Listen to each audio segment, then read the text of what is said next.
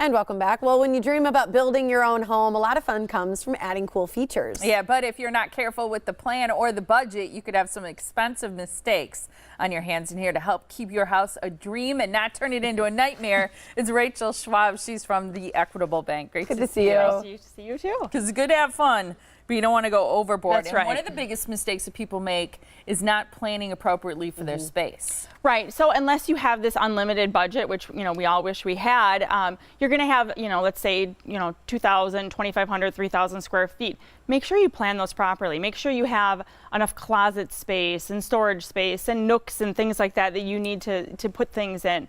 Don't go too crazy with I have this giant room but there's nowhere to store things. So you want to do your space planning appropriately to the size of the house. I like that. The second thing you say people don't pay attention to is their HVAC, their heating and cooling. Yes, the heating and cooling. So you don't want a unit that is too small, and you're freezing, or too big and now you're just wasting energy.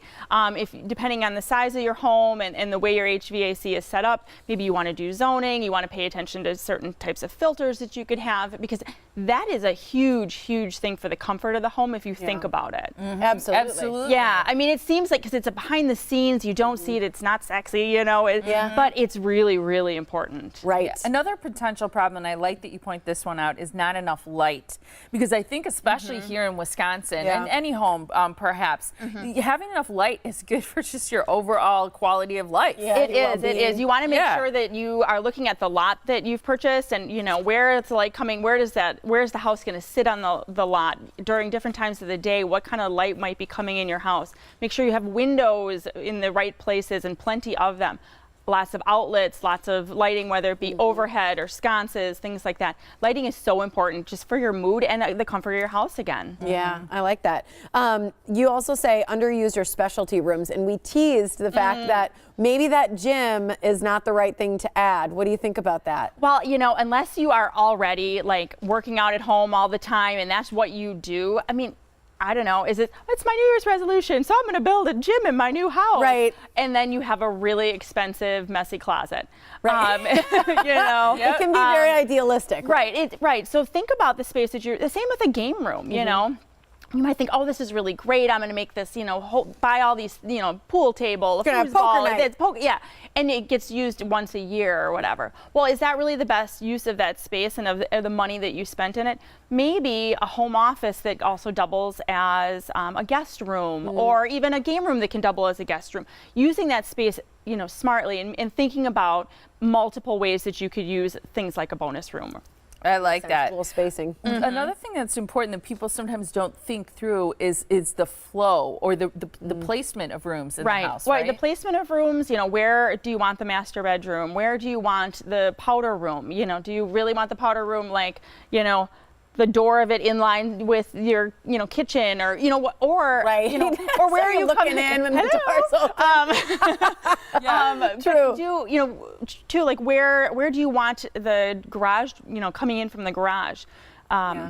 Because you've got a big thing of groceries, you want to be able to be right by the kitchen so you can put groceries there. Or do you need a mudroom, and how big do you need a mudroom? And you just want to think about that flow and how people are going to move throughout the house. And it's also part of resale value too, because unless again you have this unlimited funds and you just build it for whatever you want. But most of us are building, and we need to have a little forethought about, okay, how would this be used for most people? What makes the most sense? And even looking at model homes today, builders generally have a good idea. This is what they do. This is their livelihood. They know, well, no, that doesn't make sense to have a door off of here. It doesn't make sense to have a hallway going here, and this is why.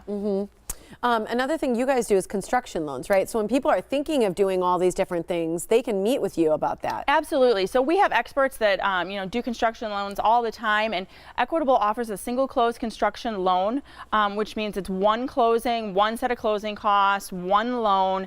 Construction financing generally is a bigger process than just buying a already built home. So we want to make it easier and cheaper and more affordable. So you want to talk to our experts. They're going to help you. They're going to tell you what you can afford, and they're going to go through the whole process with you, holding your hand a little bit so that you can feel confident knowing not only is the builder doing right by you, but so is your bank. Yeah. I like that. Yeah, Here's nice the partnership. information. Yeah, so you can talk to an experienced loan offer, maybe consider a construction loan to see how much you can afford. Pre-approval is also a big part of it. And again, there's that single closed construction loan option, which is great to save you not just time, but also money. Call them today at 414-777-4411 or visit theequitablebank.com to find out more. Always Thanks, good to Rachel. see you. Nice to see you too. Thanks.